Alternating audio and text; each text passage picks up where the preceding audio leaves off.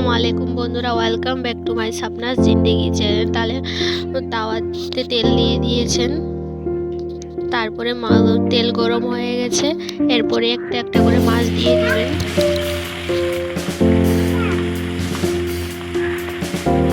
তেল যখন পুরো গরম হবে তখনই মাছ দিবেন। তার আগে মাছ দিলে মাছটা নষ্ট হতে পারে, ভালো করে ভাজা হবে না।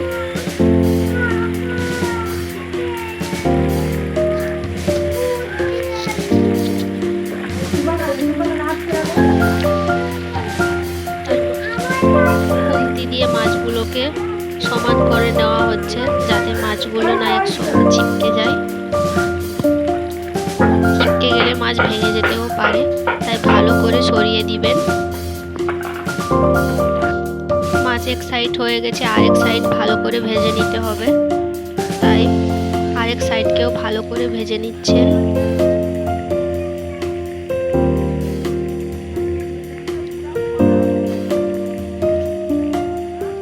চুলে প্রচুর আঁচ লাগছে, কারণ অনেকগুলো কাঠ একসঙ্গে দেওয়া হয়ে গেছে। এটা গ্যাস নয় যে কম আর কমানো এবং বাড়ানো যাবে।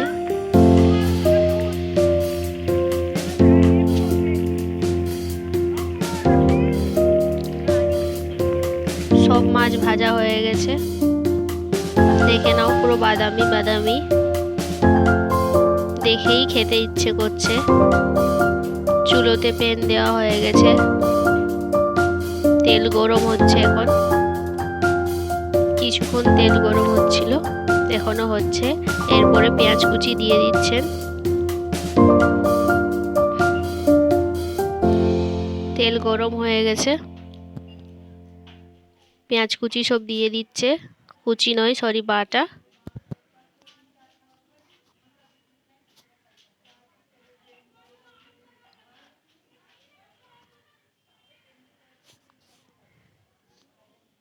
এরপর নাড়িয়ে দিচ্ছেন খুন্তি দিয়ে।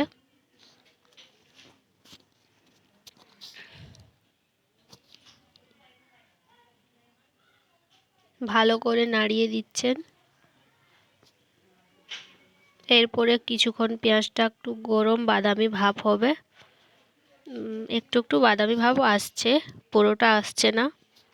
এবার লঙ্কা দিয়ে দিচ্ছেন। লঙ্কা দিয়ে মাখিয়ে নাড়িয়ে দিচ্ছেন। এরপর একটু জল দিয়ে দিচ্ছেন, নাড়িয়ে দিচ্ছেন।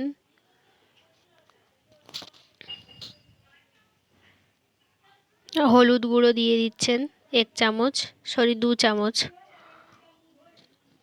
তোমরা যতটা খাও ততটা দিবেন। তারপর ধনে গুঁড়ো আর জিরে গুঁড়ো একসঙ্গে পাউডার দিয়ে দিচ্ছেন। মশলা দেওয়া হয়ে গেছে, সব মশলা একসঙ্গে মিক্স হচ্ছে। নুন দিয়ে দিচ্ছেন পরিমাণ মতো। তোমরা যতটা খাও, কেউ বেশি খায় কেউ কম খায়, যার যতটা লাগে সেই পরিমাণ মতো দিয়ে দিবেন। একটু জল দিয়ে দিচ্ছেন যাতে মশলাটা না পুড়ে যায়।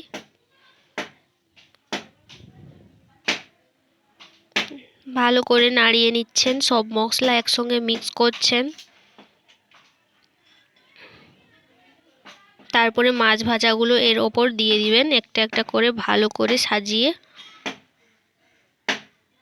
আস্তে আস্তে করে দিবেন, কারণ যাতে ভেঙে না যায় মাছের টুকরোগুলো।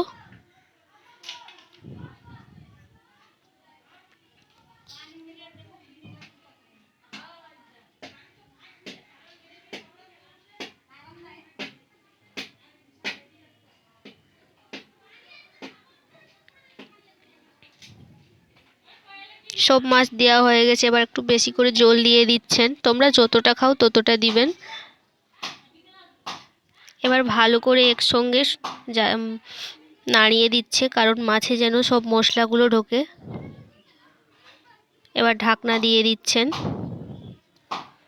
এরপর 10 মিনিট রাখার পর, 10 মিনিটের মতো রাখবেন। এখনো হচ্ছে।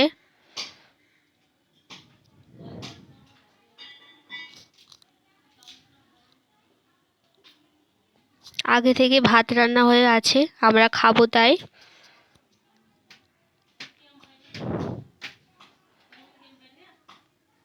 আবার খুলে দেখছেন, আবারও খুলে ঢাকনা দেখছেন যাতে লবঙ্গ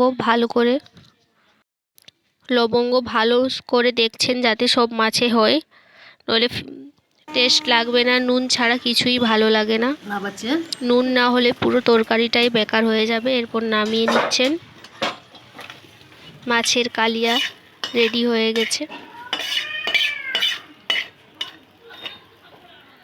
তো সমাপ্ত। তোমরাও এইভাবেই করবেন। টাটা।